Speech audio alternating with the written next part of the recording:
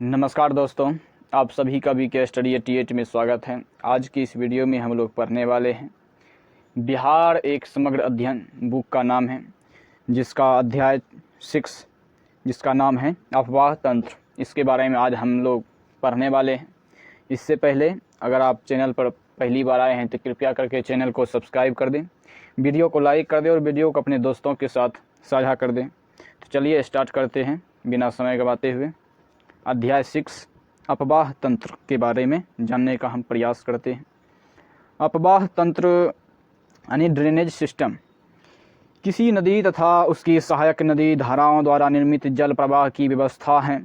विश्व की अधिकांश सभ्यताओं का विकास नदियों के किनारे हुआ है और वर्तमान में भी किसी भी देश के आर्थिक विकास यानी इकोनॉमिक डेवलपमेंट में इनका विशेष योगदान रहा है।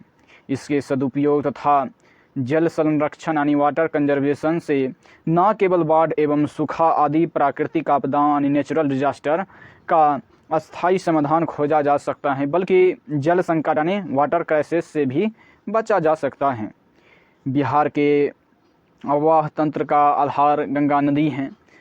बिहार के धरातलीय स्वरूप को विकसित करने में गंगा और उसकी सहायक नदियाँ यानी ट्रिब्यूटरीज की महत्वपूर्ण भूमिका रही है। नदियों के उद्गम क्षेत्र के आधार पर बिहार की नदियों को 2 वर्गों में विभाजित किया जा सकता है, जो कि इस बॉक्स में दिया हुआ है। दोनों वर्गीकरण यानी बिहार की नदियों का वर्गीकरण को देखते हैं। उत्तर बिहार की नदियां और नंबर 2 है दक्षिण बिहार की नदियां। चलिए इनको देखते हैं इस चित्र के माध्यम से। ये हैं गंगा नदी, ठीक। इसके ऊपर की सारी नदियाँ उत्तर की नदियाँ कहलाएगी और इसके नीचे यानी दक्षिण में जो भी हैं वो सारी दक्षिण की नदियाँ कहलाएंगे। चलिए एक एक करके देख लेते हैं, वैसे इसके बारे में पढ़ेंगे। उत्तर बिहार की नदियों के नाम को देखते हैं कौन कौन सी हैं। बूढ़ी गंडक, गंडक, बागमती, घाघरा, करचा, कोसी, मेची, वालासोन और महानंदा, भूरी इत्यादि कह सकते हैं। और दक्षिण बिहार की नदियाँ कौन कौन सी हैं? कर्मनाशा, सोन, पुनपुन, फल्गु, निरंजना, मोहना, धाधरा, सकरी, क्यूल, बदुआ, ये सब नदियाँ ही हैं। यस, चलिए उत्तर बिहार की नदियों के बारे में देखते हैं, यानी रिवर ऑफ नॉर्थ यानी नदर्न बिहार के बारे में हम लोग जानने का प्रयास करते हैं। उत्तर बिहार में प्रवाहित होने वाली सभी नदियां हिमालय की पर्वत श्रेणियों से निकलती हैं। इनमें घाघरा, गंडक, बूढ़ी गंडक, बागमती, कोसी तथा महानंदा आदि प्रमुख हैं। ये नदियां बिहार के मैदानी भागों से प्रवाहित होती हुई बिहार के लगभग मध्य भाग से प्रवाहित होने वाली गंगा नदी में मिल जाती हैं। हिमालय से प्रवाहित होने वाली अधिकांश नदियाँ सततवाहिनीय यानी पेरेनियल हैं, जिन्हें वर्षा ऋतु में वर्षा से तथा ग्रीष्म ऋतु में पर्वतीय क्षेत्रों में स्थित हिमनदों के पिघलने से जल प्राप्त होता है। घाघरा, गंडक और कर्मनाशा नदियां बिहार और उत्तर प्रदेश के मध्य सीमा बनाती हैं। दोस्तों यहाँ पर पूछ सकते हैं बिहार और उत्तर प्रदेश के मध्य कौन सी नदियां सीमा बनाते हैं? घाघरा, गंडक और कर्मनाशा, ये 3 नदियां बनाते हैं। गंगा नदी के बारे में देखते हैं। गंगा रिवर। गंगा नदी देश की सबसे प्रमुख एवं पवित्र नदी है। यह उत्तराखंड के उत्तरकाशी जिले के गोमुख नामक स्थान पर स्थित गंगोत्री हिमनद से निकलती हैं। गंगा की कुल लंबाई 2525 किलोमीटर है। यह चौसा यानी बक्सर के निकट बिहार में प्रवेश करती हैं। यह नदी बिहार के मध्य भाग में पश्चिम से पूर्व की ओर प्रवाहित होती है। बिहार में इसकी कुल लंबाई 445 किलोमीटर तथा इसका प्रवाह क्षेत्र 15,165 वर्ग किलोमीटर है। बिहार में गंगा नदी में उत्तर दिशा से मिलने वाली प्रमुख नदियां घाघरा, गंडक, बूढ़ी गंडक, बागमती, कमला, बलान, कोसी, महानंदा आदि तथा दक्षिण दिशा से मिलने वाली प्रमुख नदियां कर्मनाशा, सोन, पुनपुन, हरोहर, किऊल, फल्गु आदि हैं। बिहार में गंगा नदी का ढाल बहुत मंद है, इसलिए वर्षा के दिनों में प्रतिवर्ष बाढ़ की समस्या उत्पन्न हो जाती है। गंगा और उसकी उत्तर दिशा से मिलने वाली अन्य सहायक नदियों से उत्तर बिहार का मैदान बाढ़ से सर्वाधिक प्रभावित रहता है। गंगा नदी बिहार के झारखंड के साहेबगंज जिले के साथ सीमा रेखा बनाते हुए पश्चिम बंगाल राज्य में प्रवेश करती हैं। बिहार में गंगा नदी यातायात एवं व्यापार यानी ट्रांसपोर्ट एंड ट्रेड के लिए उत्तम साधन प्रदान करती हैं, क्योंकि यह राज्य के सभी भागों में नौकागम्य यानी नेविगेबल हैं। गंगा नदी के किनारे स्थित बिहार के प्रमुख जिले जो कि इस प्रकार हैं इस बॉक्स में: बक्सर, भोजपुर, सारण, पटना, वैशाली, समस्तीपुर, बेगूसराय, खगड़िया, मुंगेर, भागलपुर तथा कटिहार।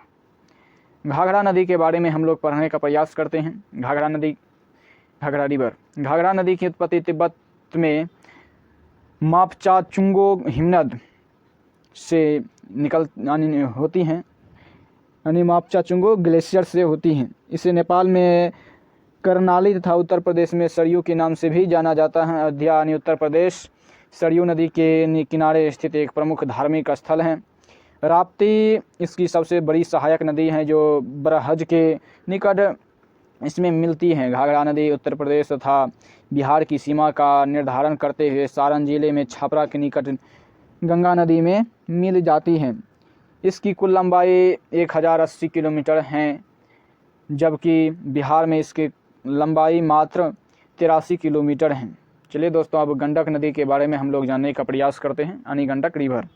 यह उत्तर पश्चिम बिहार की प्रमुख नदी है। इसकी उत्पत्ति नेपाल में अन्नपूर्णा श्रेणी के मनांग मोट तथा कुतांग के मध्य स्थित मध्य से हुई है। गंडक नदी वाल्मीकि नगर यानी पश्चिमी चंपारण में जो कि है से बिहार की सीमा में प्रवेश करते हुए चंपारण, सारण तथा मुजफ्फरपुर जिले से होकर प्रवाहित होती है।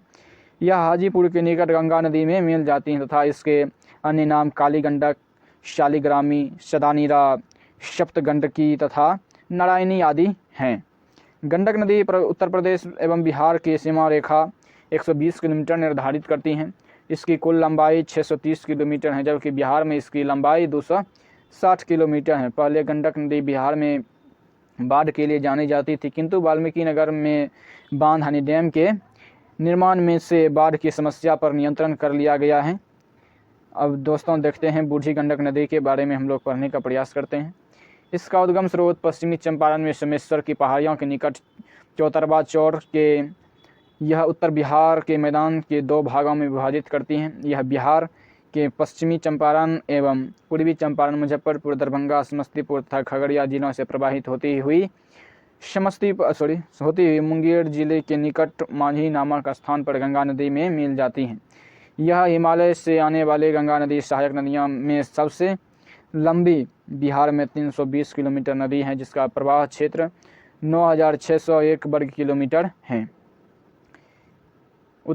यह उत्तर बिहार की सबसे तीव्र प्रवाह वाली नदी है, जिसका प्रवाह उत्तर पश्चिम से दक्षिण पूर्व की ओर है। इसकी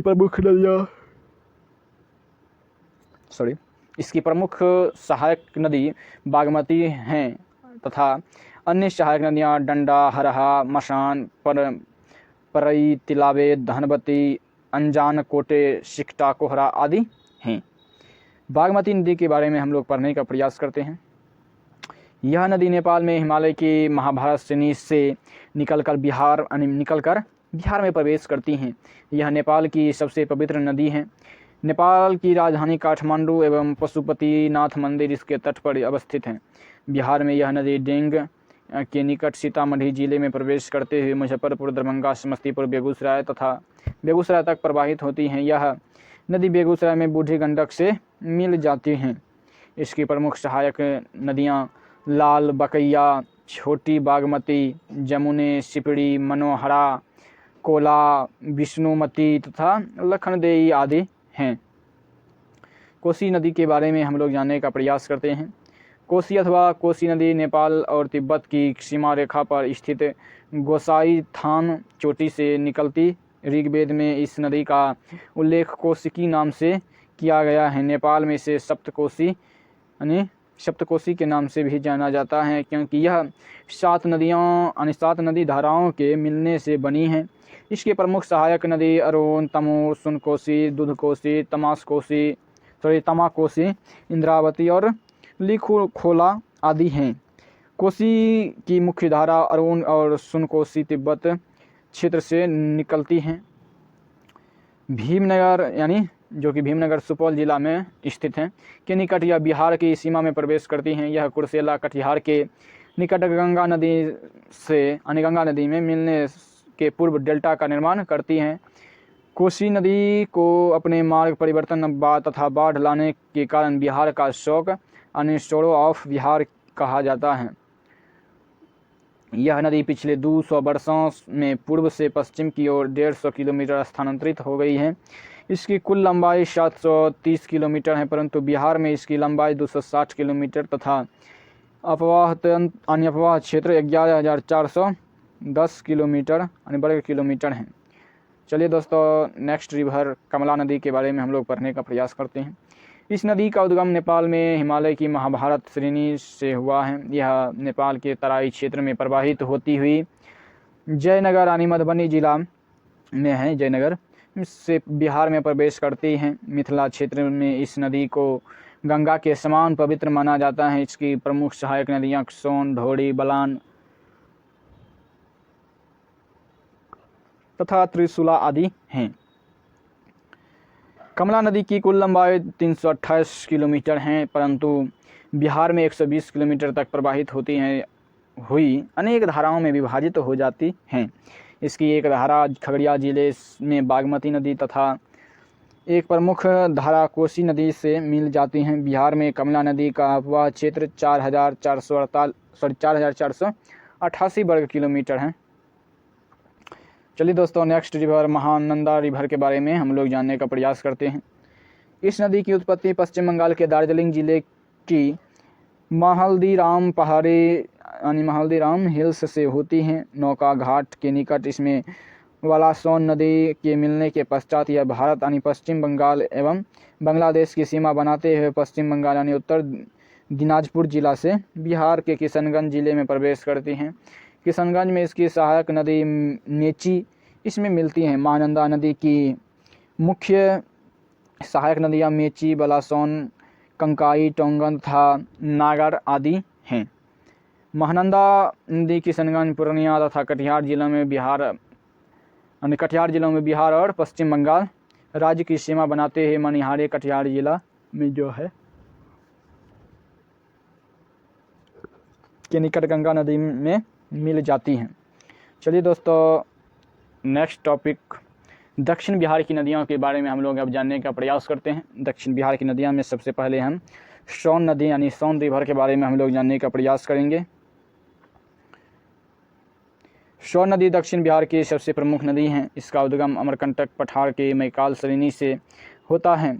यह नदी भ्रंश घाटी में प्रवाहित होते हुए मध्य प्रदेश, उत्तर प्रदेश तथा झारखंड राज्यों से होकर बिहार के रोहतास जिले में प्रवेश करती हैं।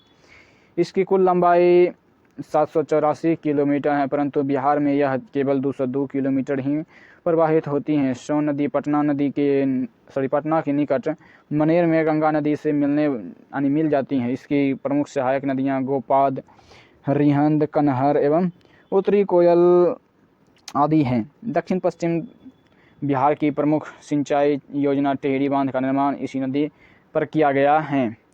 चलिए दोस्तों, नेक्स्ट रिवर है पुनपुन रिवर के बारे में जानने का प्रयास करते हैं।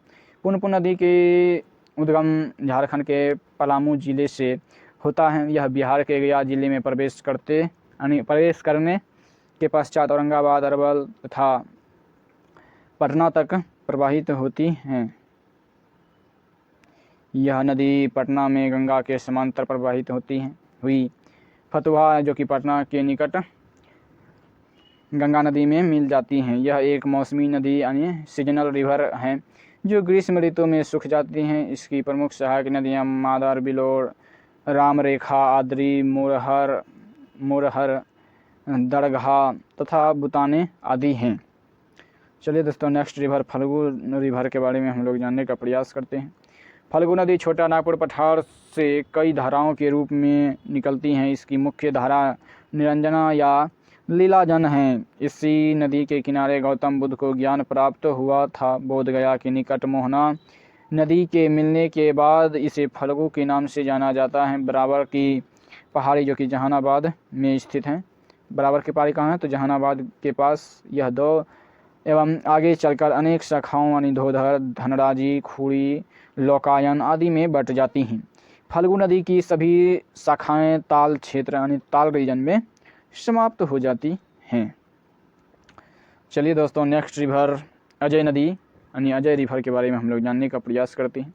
अजय नदी बिहार के जमुई जिले यानी चकाई के वटपार नामक स्थान से निकलती हैं। यह झारखंड के देवघर जिले में पूर्व व दक्षिण पूर्व की ओर प्रवाहित होते हुए पश्चिम बंगाल राज्य में प्रवेश करती हैं। तत्पश्चात गंगा नदी में मिल जाती हैं। सकरी नदी यानी सकरी रिवर के बारे में हम लोग जानने का प्रयास करते हैं। सकरी नदी का उद्गम छोटा नागपुर पठार के उत्तरी क्षेत्र से होता है। यह बिहार में नवादा जिले में गोविंदपुर के निकट प्रवेश करते हैं। गया, नवादा, पटना तथा मुंगेर जिला में प्रवाहित होने के पश्चात यह किऊल तथा मोरहर नदियों के साथ संयुक्त होकर गंगा नदी में मिल जाती हैं। कर्मनासा रिवर के बारे में हम लोग जानने का प्रयास करते हैं। यह नदी बिहार के कैमूर जिले में विंध्याचल पहाड़ी के पूर्वी भाग से निकलती हैं एवं उत्तर पश्चिम दिशा में प्रवाहित होते हुए चौसा बक्सर के निकट गंगा नदी में मिल जाती हैं। बक्सर के मैदानी भागों में सिंचाई हेतु इसका विशेष महत्व है।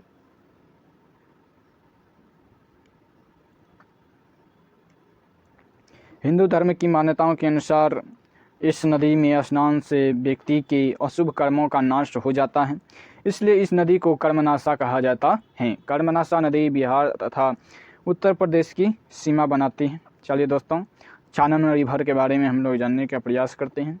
यह नदी 5 धाराओं से मिलकर बनी है, इसलिए इसे पंचानन भी कहा जाता है। इस नदी की प्रमुख धाराएं पेमार, तिलैया, धरांजे, महाने आदि छोटा नागपुर पठार से निकलती हैं। ये सभी धाराएं राजगीर की पहाड़ी की अवरोध के कारण नालंदा जिला के गिरियक स्थान के पास एक होकर प्रवाहित होती हैं। चलिए दोस्तों, किऊल रिवर के बारे में हम लोग जानने का प्रयास करते हैं। किऊल नदी की उत्पत्ति झारखंड के गिरिडीह जिले में स्थित पारसनाथ की पहाड़ियों से हुई है। यह बिहार में जमुई जिले के सत पहाड़ी के निकट प्रवेश करती हैं। इसकी प्रमुख सहायक नदियां अंजन, धरोहर, बरनर आदि हैं। यह सूरजगढ़ जो कि लखीसराय जिले के निकट गंगा नदी में मिल जाती हैं। दोस्तों, नेक्स्ट टॉपिक है जिसका नाम है उत्तरी एवं दक्षिणी बिहार की नदियों की तुलना करने का मौका है। उत्तरी बिहार की नदियों की उत्पत्ति हिमालय के ऊंचे पर्वतानी माउंटेन्स एवं हिमालयी ग्लेशियर से होती हैं, जिन्हें मानसून के मौसम में वर्षा और ग्रीष्म ऋतु में बर्फ़ के पिघलने से जल प्राप्त होता है। वही दक्षिणी बिहार की प्रायद्वीपीय नदियां पठार और कम ऊंचाई वाली पहाड़ियों से निकलती हैं, जिन्हें वर्षा ऋतु में जल प्रवाहित होता है, किंतु ग्रीष्म ऋतु में ये नदियां सूख जाती हैं। हिमालय से निकलने वाली नदियां तरुण अवस्था यानी यंग स्टेज में हैं, जो हिमालय में गहरी घाटियां एवं खड्डों का निर्माण करती हैं। प्रायद्वीपीय नदियां प्रौढ़ अवस्था यानी ओल्ड स्टेज में हैं, जो खुली छिछली घाटियां यानी शैलो वैली में प्रवाहित होती हैं। ये नदियां अपने आधार तल यानी बेस लेवल को प्राप्त कर चुकी हैं। हिमालयी नदियों में अपरदन, मार्ग परिवर्तन और विसर्पण आदि क्रियाएं प्रभावी होती हैं एवं इनका मार्ग लंबा होता है। ये डेल्टाओं, दलदली भूमि तथा गोखुर झीलों का निर्माण करती हैं। प्रायद्वीपीय नदियों का प्रवाह पठार तथा सकरी नदियों यानी सकरी मैदानों में होता है तथा इसकी घाटियां और मार्ग अस्थायी होते हैं। चलिए दोस्तों, हम बिहार की नदियों की लंबाई तथा जल संग्रहण क्षेत्र को एक नज़र में देख लेते हैं। बिहार नदियाँ इसमें हैं, यहाँ पर जो भी है पहले नदियाँ हैं, उसके बाद कुल लंबाई जो कि किलोमीटर में है, और बिहार में कितना लंबाई है इस नदियाँ की वो है, और बिहार के जल संग्रहण क्षेत्र और वो ये हैं वर्ग किलोमीटर में।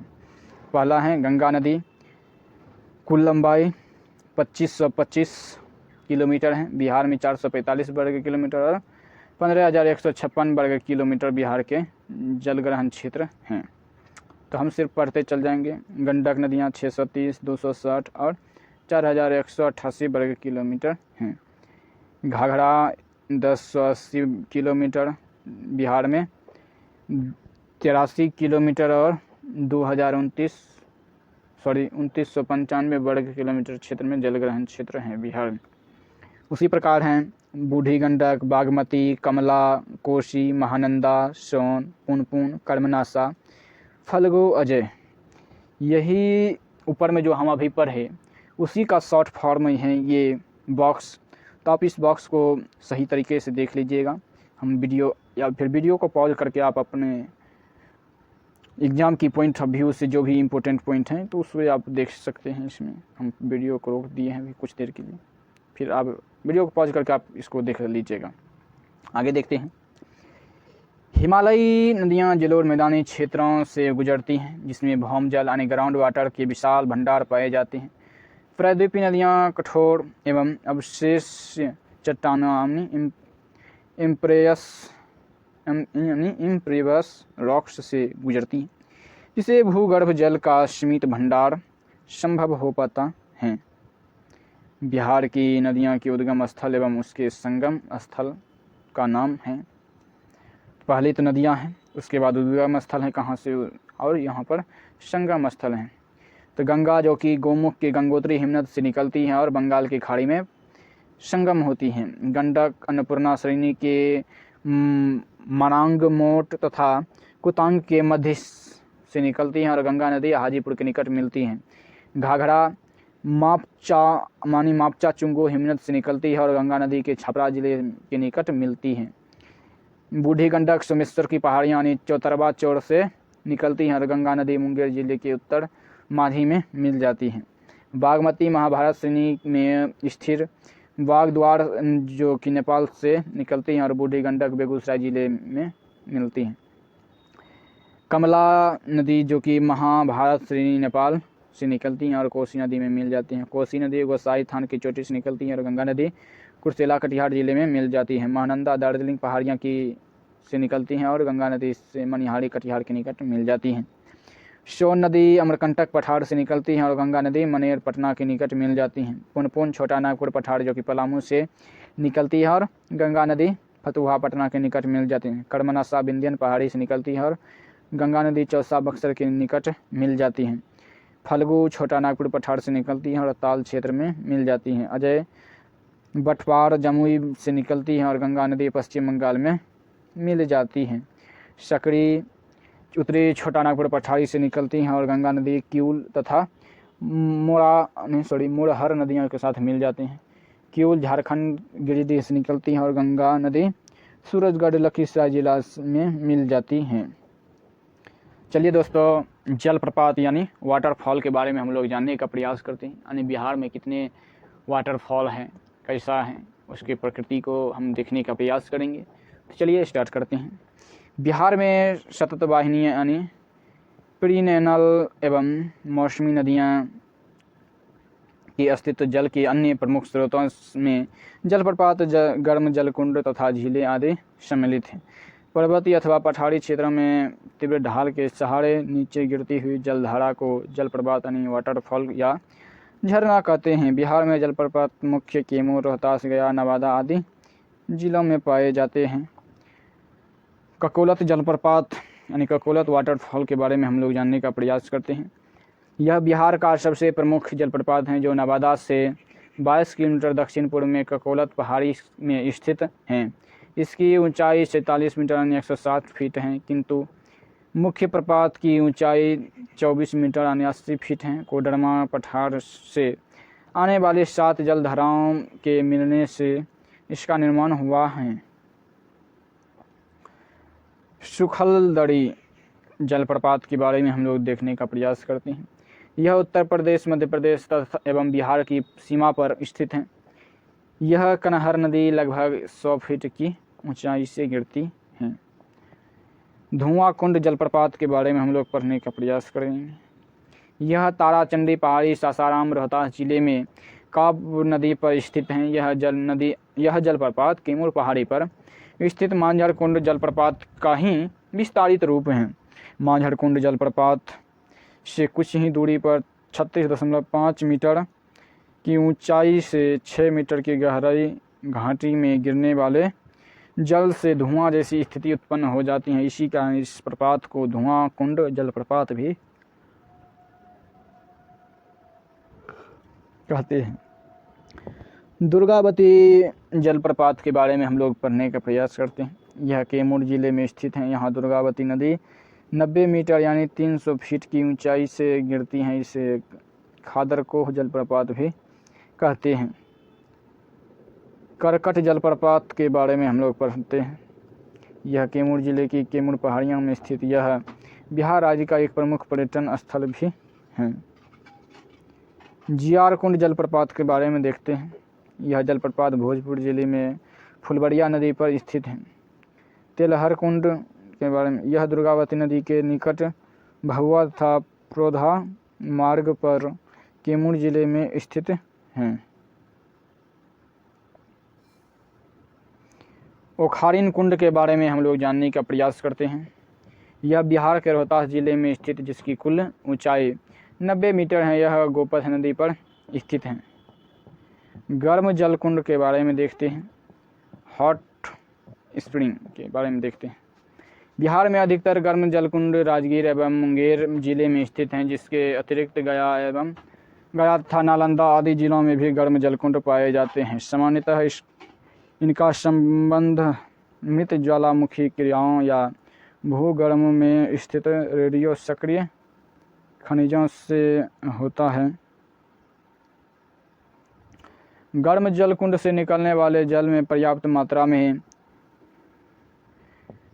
गंधक, खनिज तथा लवण आदि पाए जाते हैं। गर्म जल कुंड मुख्यतः आग्नेय एवं कायांतरित शैलान इग्नियस एवं मेटाफॉर्मिक रॉक्स में पाए जाते हैं। इनके जल का तापमान लगभग 70 डिग्री सेल्सियस होता है, जो वर्ष भर लगभग एक समान रहता है। बिहार के प्रमुख गर्म जलकुंड के बारे में देखते हैं। अवस्थिति और जलकुंड। राजगीर जो कि ब्रह्म कुंड जो कि 87 डिग्री सेल्सियस बिहार का सबसे गर्म जलकुंड है। सप्तधारा, सूर्य कुंड, मखदूम कुंड और नानक कुंड जो कि राजगीर में ये जो है गर्म जलकुंड हैं। मुंगेर में लक्ष्मण कुंड जो कि 62 डिग्री सेंटीग्रेड, यह मुंगेर का सर्वाधिक गर्म जलकुंड है। सीता कुंड, रामेश्वर कुंड, ऋषि कुंड, जन्म कुंड, भीम बांध, श्रृंगार ऋषि कुंड, भरारी कुंड, पंचतर कुंड गया में देखते हैं। गया में है अग्नि कुंड। लेक्स के बारे में देखते हैं। बिहार की लेक के बारे में जानने का प्रयास करते हैं। बिहार के उत्तरी मैदानों में गंगा, बूढ़ी गंडक, कोसी तथा महानंदा आदि नदियों के विसर्प यानी रिवर मंडेर के फलस्वरूप अनेक प्राकृतिक विसर्प यानी झीलें यानी नेचुरल मंडेर का निर्माण हुआ है।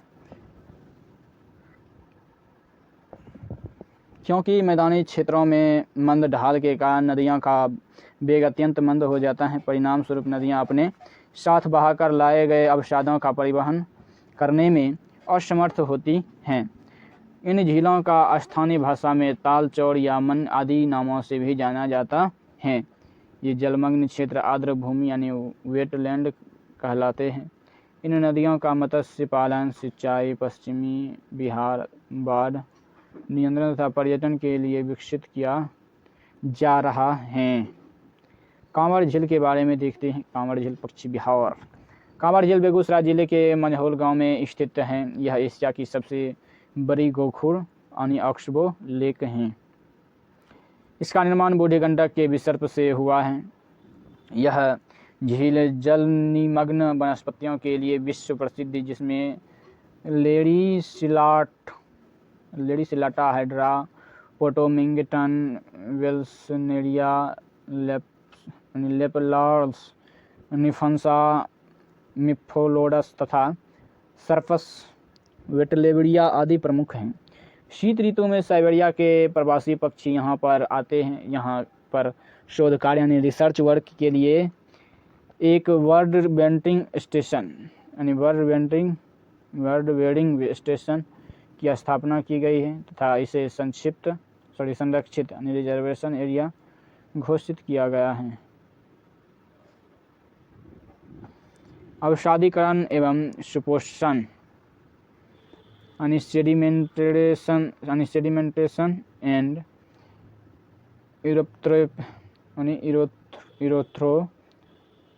यूट्रोफिकेशन के कारण इसके क्षेत्रफल में कमी आई है। पौधों की संख्या में वृद्धि होने से झील के जल स्तर में कमी हो रही है। सिमरी बख्तियारपुर झील के बारे में देखते हैं। यह झील सरसा से 25 किलोमीटर की दूरी पर सिमरी बख्तियारपुर प्रखंड में स्थित है। इसका निर्माण सरदिया, जमुनिया, कुमीबी तथा गोबरा आदि झीलों के मिलने से हुआ है। इनकी आकृति घोड़े की नाल की तरह है। इसके दक्षिण पश्चिम में कांवड़ झील तथा उत्तर बिहार में कुशेश्वर स्थान झील स्थित हैं। कुशेश्वर स्थान झील के बारे में हम लोग जानने का प्रयास करते हैं।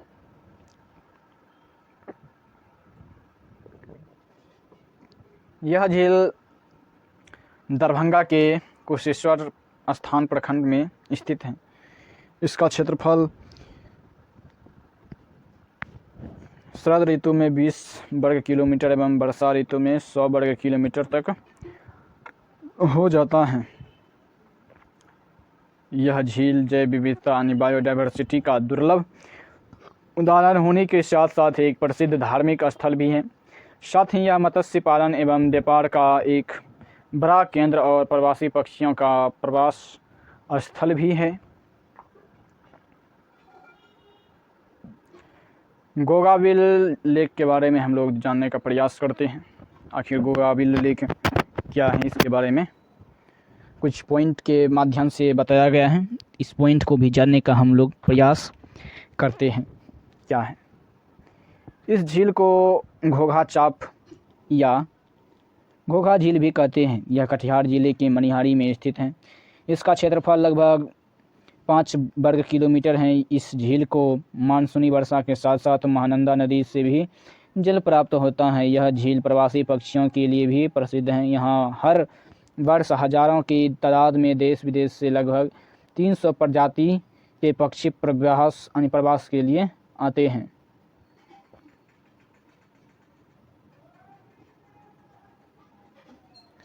नदी जोड़ों परियोजना यानी रिवर इंटरलिंकिंग प्रोजेक्ट के बारे में हम लोग जानने का प्रयास करते हैं। भारत में नदियों को आपस में जोड़ने का विचार सबसे पहले वर्ष 1848 में मद्रास प्रेसिडेंसी के मुख्य अभियंता सर आर्थर कॉटन ने रखा था। वर्ष 1960 में केंद्रीय ऊर्जा एवं सिंचाई मंत्री के एल राव ने गंगा एवं कावेरी नदी को जोड़ने का प्रस्ताव रखा, जिसके पश्चात नदी जोड़ों परियोजना पर अधिक बल दिया जाने लगा। इस योजना के क्रियान्वयन से पीने के पानी एवं बाढ़ और सूखे की समस्या अस्थायी समाधान हो सकता है।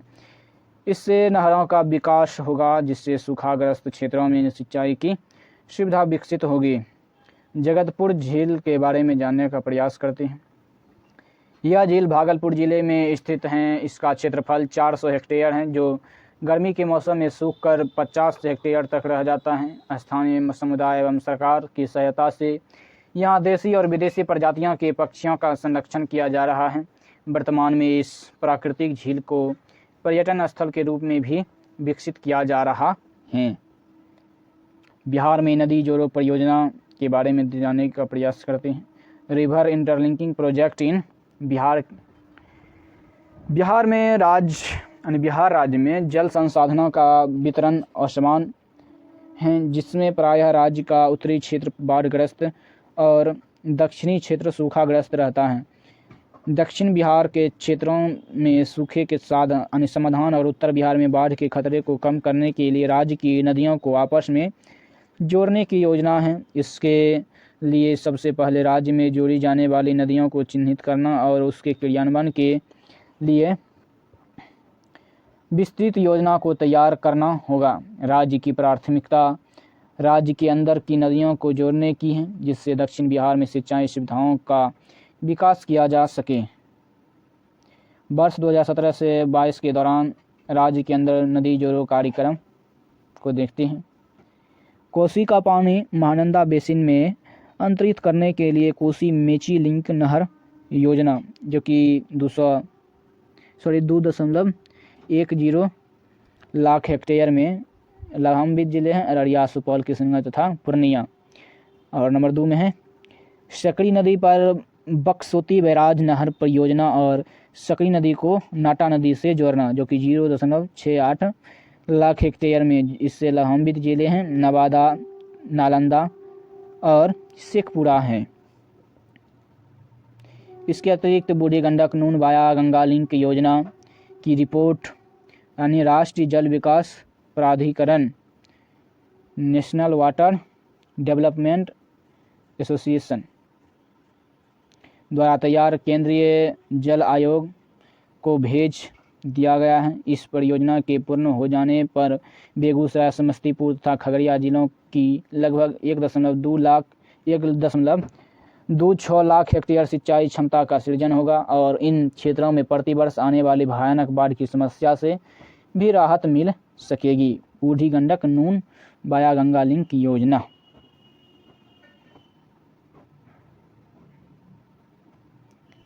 दोस्तों, वीडियो को यहीं पर समाप्त करते हैं। इससे पहले अगर आप चैनल पर पहली बार आए हैं तो कृपया करके चैनल को सब्सक्राइब कर दें, वीडियो को लाइक कर दें और वीडियो को अपने दोस्तों के साथ साझा कर दें। अगर यह PDF चाहते हैं तो टेलीग्राम चैनल, जो कि चैनल के अबाउट सेक्शन में दिया हुआ है लिंक, वहां से भी जुड़ सकते हैं। और हो सके तो वीडियो के डिस्क्रिप्शन बॉक्स में भी हम लिंक डाल देंगे टेलीग्राम चैनल का, और वहां पर टेस्ट भी लगा सकते हैं। आप सब टेलीग्राम चैनल से भी जुड़ें। मिलते हैं नेक्स्ट वीडियो के साथ। जय हिंद।